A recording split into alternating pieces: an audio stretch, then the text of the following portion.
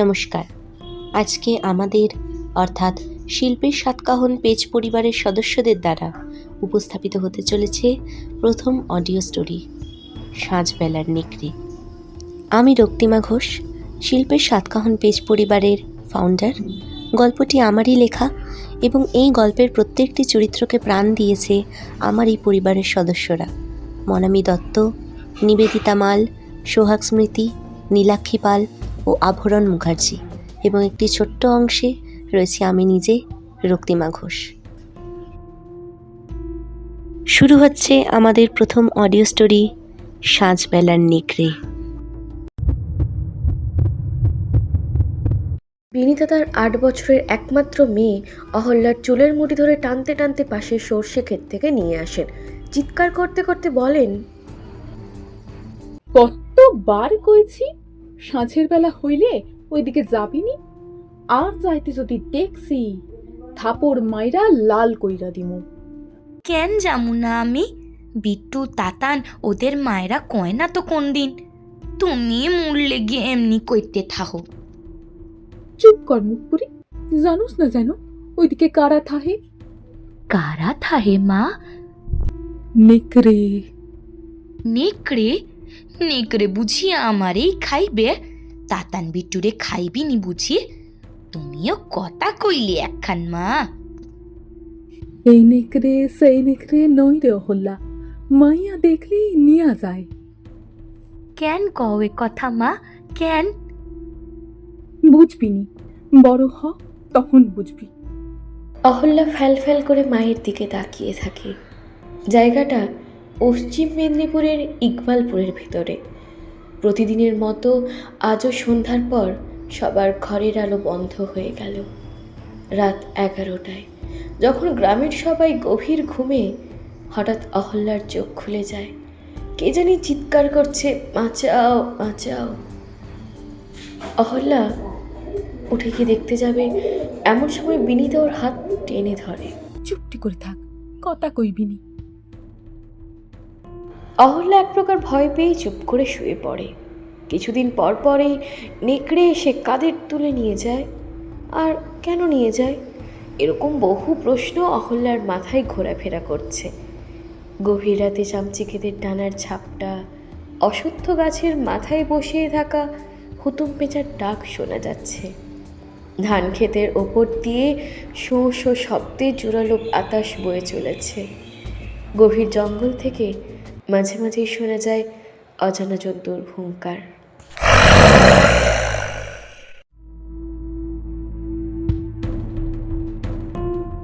পরদিন সকালে পাশের বাড়ির সাবিত্রীর ঘরে কান্নাকাটি।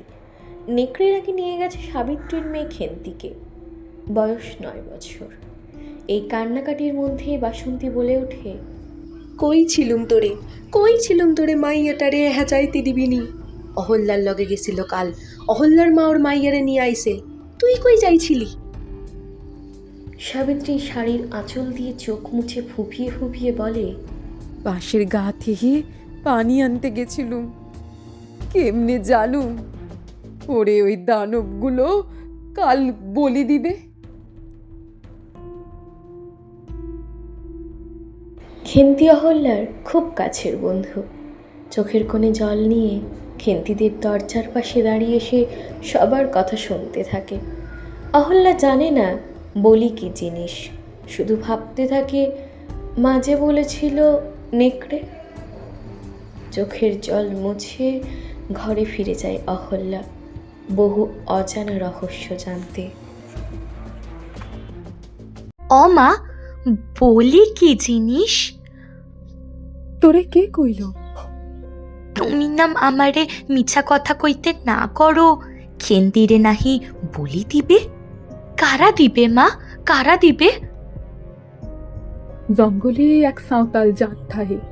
প্রতি মাসে ৩য় শনিবার সাঁঝের বেলা এই গাঁ আইসা যেই মাইয়ারে আগে দেখতে পায় তারে তুইল্লা নিয়া যায়। কয় নাহি কালী মায়ের পূজা দিবে, ছোট মাইয়াদের বলি দিয়া। এই কালিমা কেমনে মা হইতে পারে যে বলি নিয়া সন্তুষ্টি হয়? তুমি কও না মা। এক থাপড় দিব, এমনি কইবি নি, মা নইলে তোরে নিতে চাইবে। লেখাপড়া শিখলে জানতা এগুলি হয়নি, মিথ্যা কথা কইছে সবাই। এই বলে অহল্যা দৌড়ে চলে যায় চাপড়াতলার মাঠে। ধুধু মাঠে কেউ নেই, অহল্যার পায়রার ঝাঁক। কাকা ডাক শুনে ওপরে তাকাতেই 5টা কাক উড়ে গেল মাথার একদম সামনে দিয়ে। অহল্যা একা বসে বসে ভাবতে থাকে কিভাবে এই বলি নামক নৃশংসতা বন্ধ করা যায়। আগামী মাসের 3য় শনিবারের অপেক্ষা করতে থাকে সে।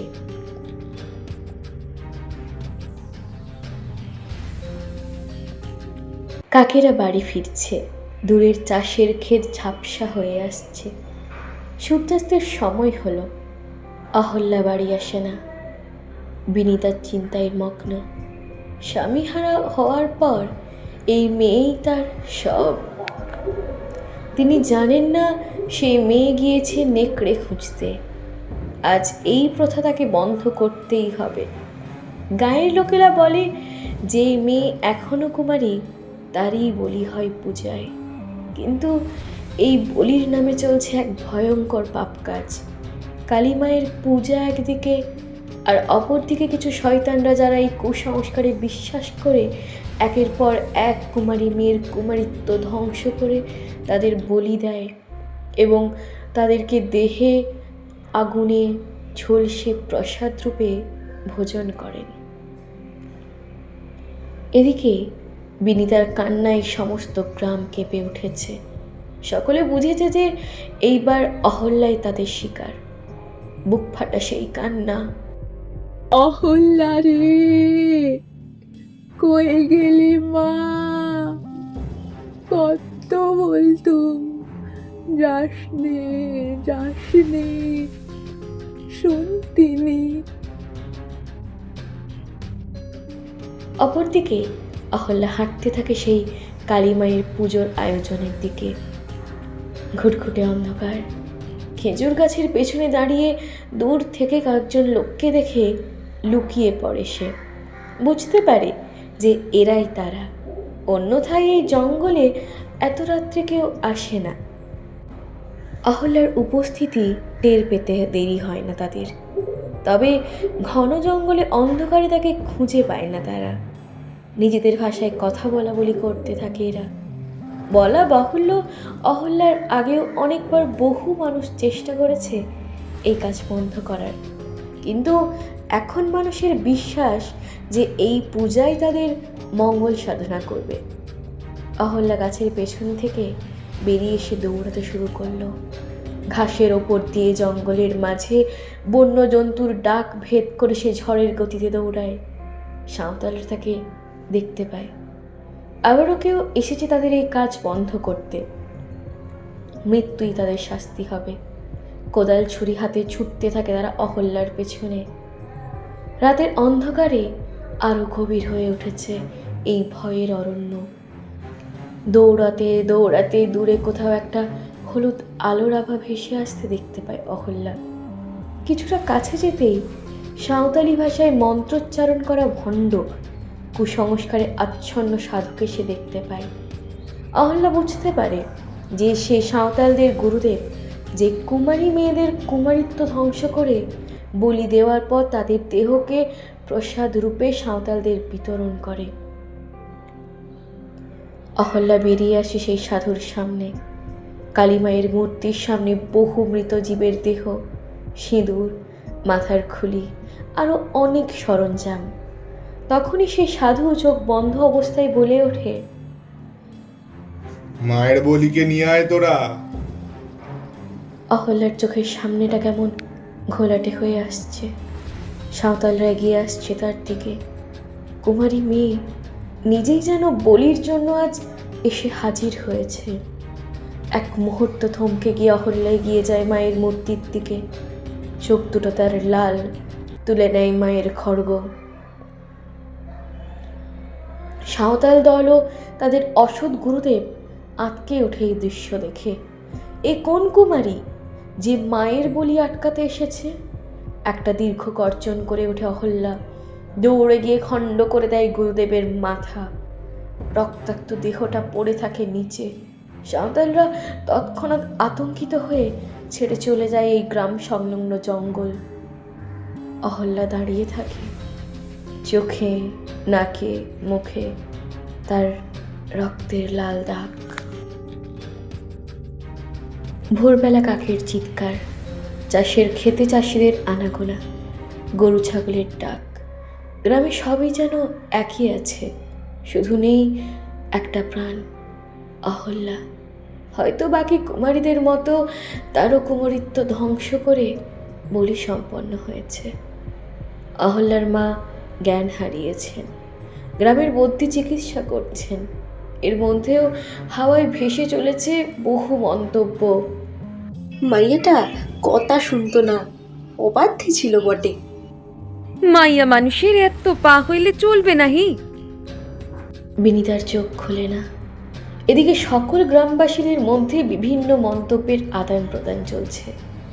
বহু সময় অতিক্রান্ত হওয়ার পর হঠাৎ চোখ খুলে এক ঝটকায় উঠে পড়ে বিনিতা। লোকের ভিড়, বদ্যি, এত শব্দে সে বুঝতে পারে তার মেয়ে আসেনি। জ্ঞান ফিরতেই দাপড়ে দাপড়ে কাঁদতে থাকে, চিৎকার করতে থাকে অনবরত। আকাশ বাতাস যেন থমকে গেছে, চারিদিকে হাহাকার। এরই মধ্যে সবার নজর যায় দূরের সরষে খেতে, যা জঙ্গল থেকে বেরিয়ে গ্রামের প্রবেশ করার পথ। ছোট্ট একটা শরীর ধীর পায়ে হেঁটে হেঁটে আসছে। দূর থেকে রক্তের লাল দাগগুলো জ্বলজ্বল করছে। গ্রামবাসীরা হতবাক হয়ে তাকিয়ে থাকে। হঠাৎ একজন চিৎকার করে বলে, কে আসছে? সর্ষে খেতে, অস্ত্র হাতে, ধীর পায়। বিনিতা ঘর থেকে দৌড়ে বেরিয়ে আসে। রক্তমাখা খড়গ হাতে নিয়ে অহল্যা এগিয়ে আসে গ্রামের দিকে।